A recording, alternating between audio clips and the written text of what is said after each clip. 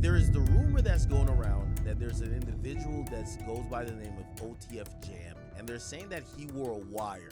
I'm thinking we're in 2024. Why wear a wire? You could just put your phone on the table and record the whole call. A wire seems mad old school. I thought Jam was just some guy. You said he's kind of known as a killer. We're not saying he killed nobody, but you're saying that's his reputation. Every person from that side is on the internet or making a subliminal or something and saying that Jam is the nigga that's telling. OTF Jam has come forward with a shocking claim, and this one's bound to stir up some drama. He's revealing why he turned his back on Lil Durk, and it's not a Big Mac. Rumor has it Durk might have even threatened Jam's family, forcing him into an impossible choice. Now, did Jam really betray Durk, or was he caught in a trap he couldn't escape? Here's what we know. So, the feds just dropped some serious news confirming Lil Durk's plan to take out Quando Rondo, and it's causing a huge stir. With the history between these two camps, this just escalates the tension even more. Everyone wants to know what the feds are saying, how it impacts Durk and his crew, and where this all started. So first of all, here's what the feds actually revealed. So, the feds have been investigating Durk and his crew's activities for some time now, and it sounds like they finally caught up with him. Durk's locked up, and it looks like he's not getting out anytime soon. Durk's arrest happened on October 24th in Broward County, Florida.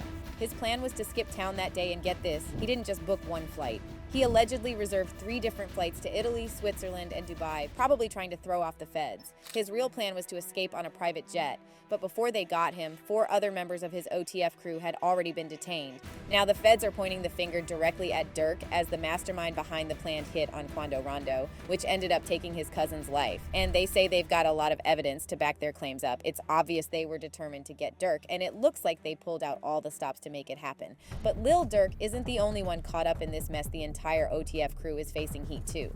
Reports reveal that back in 2022, OTF plotted to get back at Quando Rondo over what happened to King Von. Because of the 2022 hit, prosecutors have indicted 5 men in the U.S. District Court for the 2022 shooting that targeted Quando, but ended up taking his cousin, Lul Pab.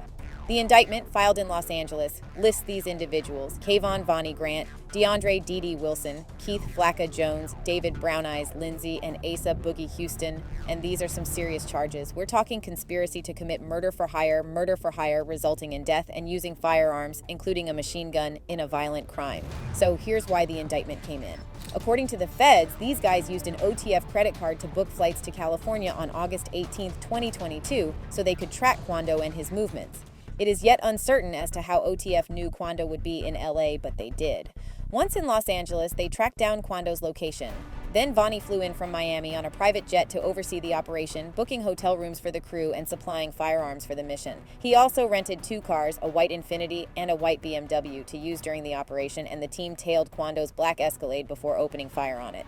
Though Durk had tried to evade the feds by booking flights to 3 different countries, they were already one step ahead, monitoring him through wiretaps and tracking devices. These methods captured evidence of Durk's awareness of his impending arrest and his alleged threats against possible witnesses. But here's where it gets spicy. The court documents reveal a twist. There was a rat within Durk's crew, and it's someone Durk once called a brother and even rapped about. This guy, who goes by OTF Jam, was regularly seen with Durk and even appeared in music videos, but he was secretly cooperating with the feds. Ironically, Durk once rapped about helping this guy get back on his feet in a track on his Loyal Bros album. Known for speaking highly of their bond, Jam often shared stories of how Durk had supported him, even receiving $50,000 from him at one point. Jam rejoined OTF in 2022 after serving a 12-year prison sentence, quickly becoming part of the crew again. Hey, tell count this much. Tell them what's going on, Jam. Hey, you know what's so crazy though? Motherfucker be sitting up there doing all this, sneak this and internet games and all this. Up some money, do something. Like, we winning, bro. I can do it. Whatever it is I want to do, I can do it. Not what I want to do what I want. Y'all can't do that, bro. Goof Bro got out what? You know that How many you did all? How many years I did it now? Yeah, that's your last bit. 12. However, it's now believed that he may have cut a deal with the feds and even wore a wire during meetings with OTF. Court records show that Jam was talking to the law, who seem to know more than they should about OTF's operations. In the bigger picture, the allegations against Durk are serious. He's accused of ordering a hit, placing a bounty on the target, and promising rewards like music deals and other perks if the job got done. As we've mentioned, this plot comes from a tragic loss Durk faced back in 2020 when King Von got shot and lost his life outside a club in Atlanta. It was later confirmed that Lil Tim, Quando's day one, was the guy behind the trigger. Now, authorities believe Durk wanted revenge, hiring people to go after Quando. Although acts of retribution aren't uncommon in certain circles, many are questioning what's fueled this intense rivalry to the point where they're targeting each other's friends and family. For Durk, loss of King Von appears to have been a tipping point pushing him toward this plan. But to understand how this beef spiraled, let's trace the roots of the conflict between Quando Rondo and Lil Durk. So, the bad blood between Quando Rondo and Lil Durk runs deep, but it didn't actually start with these two directly. Though it's tough to say exactly when the beef began, most people trace it back to the tragic passing of King Von in November 2020. Von was signed to Durk's label, Only the Family, while Quando Rondo rolled with Youngboy and his label, Never Broke Again. Earlier in 2020, there were already whispers of tension between these two camps circulating on social media.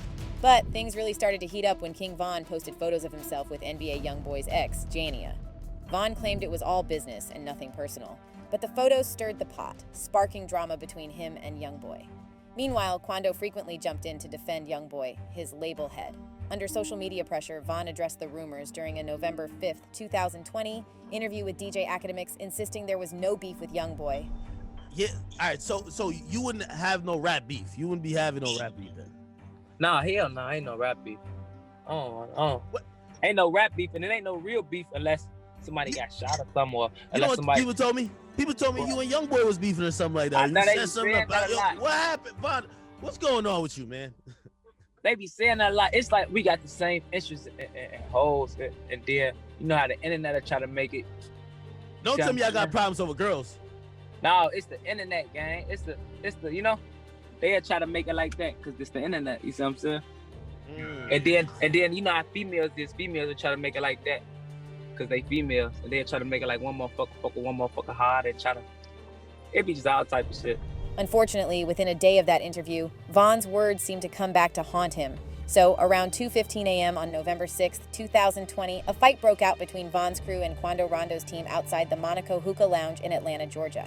The scuffle escalated to a shootout involving off-duty cops in the chaos. 6 people were shot and 3 lost their lives. King Von was shot and taken to the hospital but didn't make it. After the incident, police arrested Lil Tim for taking out Von. Nearly 2 years later, though, the murder charges against him were dropped under Georgia's Stand Your Ground law. Rondo's side claimed Von had been the aggressor, attacking Rondo first. Security footage appeared to back this up, showing Von swinging at Rondo's crew, catching Quando off guard. Fearing for his life, Quando said Tim stepped in, drawing his weapon. The rest is history.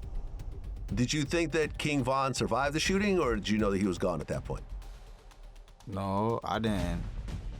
I didn't know neither one if he was gone or still alive. I just, like I say, I didn't even know it was him.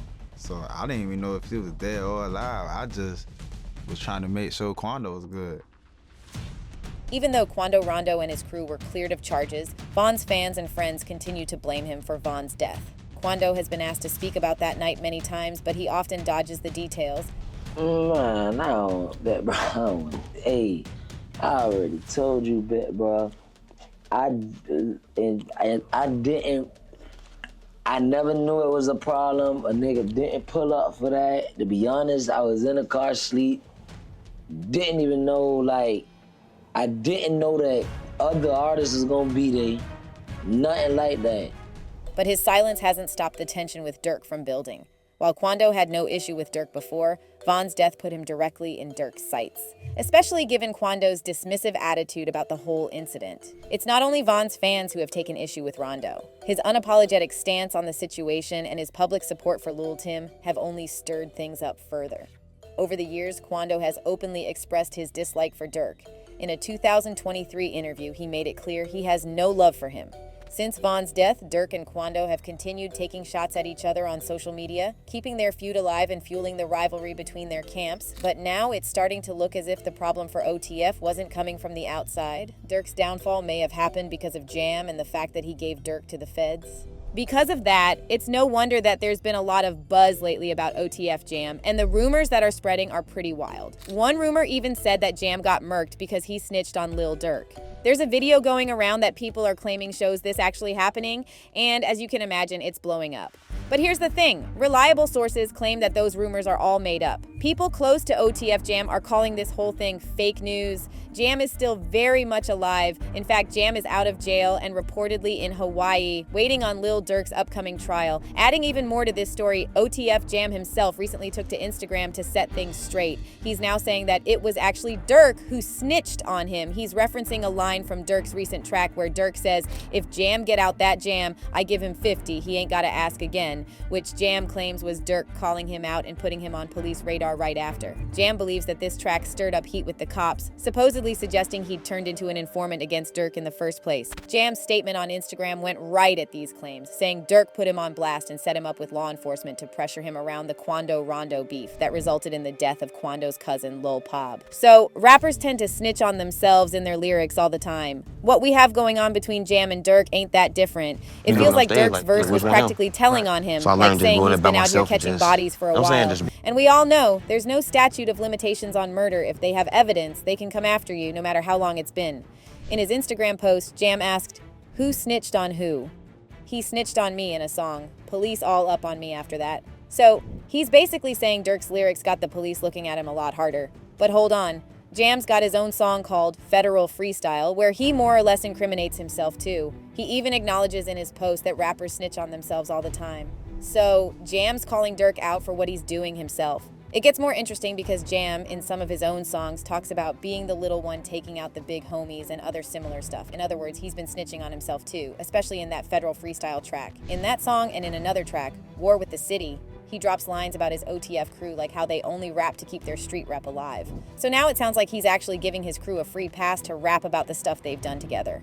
In drill rap, they always say there's no cap in their rap. They pride themselves on being 100% real about what they rap. King Von once told NBA Youngboy, "You got cap in your rap," meaning Youngboy's lyrics didn't reflect his real life. So if you're repping drill, you're expected to rap about real stuff you've actually done, but that also means you're basically snitching on yourself, spilling details about real crimes on record. So this is what Jam posted about, trying to school folks on what's happening in the rap game, saying, look, rappers snitch on themselves all the time. But then again, he's also putting his OTF homies on blast in his own music, talking about who's done what in the crew. It's crazy because in one of his songs, he also suggests one of the OTF members doesn't have to get his hands dirty anymore since he's rich enough to hire people to handle things for him. It's a cycle where everyone's telling on someone in their lyrics or on social media. And whether it's true or not, this sort of thing can get people looking at you from all angles, including the police. But at the end of the day, he can defend himself all he wants. Everyone and their mama still believes that Jam snitched on Durk. Do you agree with that? Let us know in the comments. And stay tuned because this story is far from being over. Before you go, make sure to hit that like button and subscribe to the channel to find out more.